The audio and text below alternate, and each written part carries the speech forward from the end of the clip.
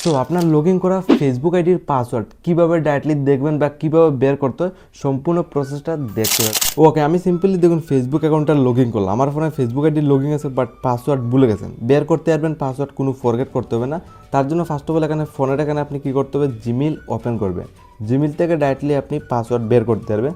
তো ওপেন করে সাইটে থ্রি ডট অপশনে ফার্স্ট অফ অল ক্লিক করবেন, দেন এইভাবে খুলবে।